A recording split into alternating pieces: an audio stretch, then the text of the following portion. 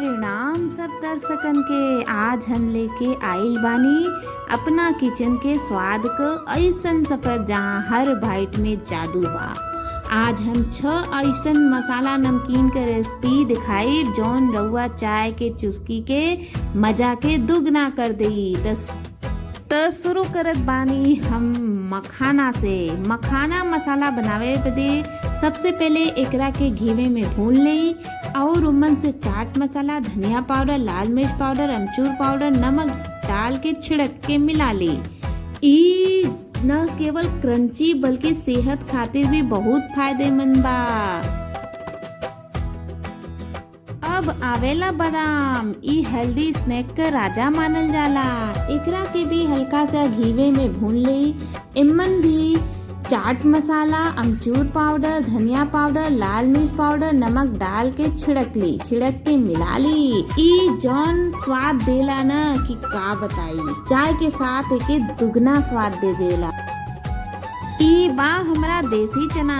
भूजल चना के भी हल्का सा घीवे में भून ली और इमन भी चाट मसाला, लाल मिर्च पाउडर, धनिया पाउडर, अमचूर पाउडर और नमक डाल के मिला ली। मिलेले के बाद एकरा के भी चाय के साथ सर्व करी।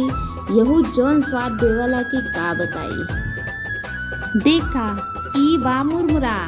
हल्का से एकरा के भी घीवे में भून लेई। भूनले के बाद धनिया पाउडर, चाट मसाला, लाल मिर्च पाउडर, नमक और अमचूर पाउडर डाल के छिड़कले के बाद एकरा के भी मिला के एक भी गर्मा गर्म चाय के साथ या संझा के नाश्ता के साथ कर सकला। ई बहुत ही टेस्टी लगला। अब बारी बा मूंगफली क। एकरा के भी हल्का सा घीवे में भून ली। भूनने के बाद एक छिलका छुड़ा ली। छुड़ेने के बाद इमन भी हल्का सा नमक, अमचूर पाउडर, धनिया पाउडर, लाल मिर्च पाउडर, चाट मसाला डाल के मिला ली।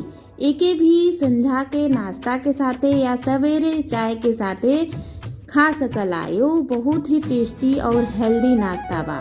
चाय के चुस्की मतलब दिन बन जाई। अब आखिर में शाही काजू मसाला। एकरा के भी हल्का सा घीवे में भून ले। भूनने के बाद इमन भी चाट मसाला, धनिया पाउडर, लाल मिर्च पाउडर, अमचूर पाउडर और नमक छिड़क के मिला ली। यहू खाए में जौन स्वाद देवाला की का करी। जब घर में मेहमान आवे तो मन करे कुछ नया खाए के, तो ई काजू के कुरकुरा रूप सबसे लाजवाब बा।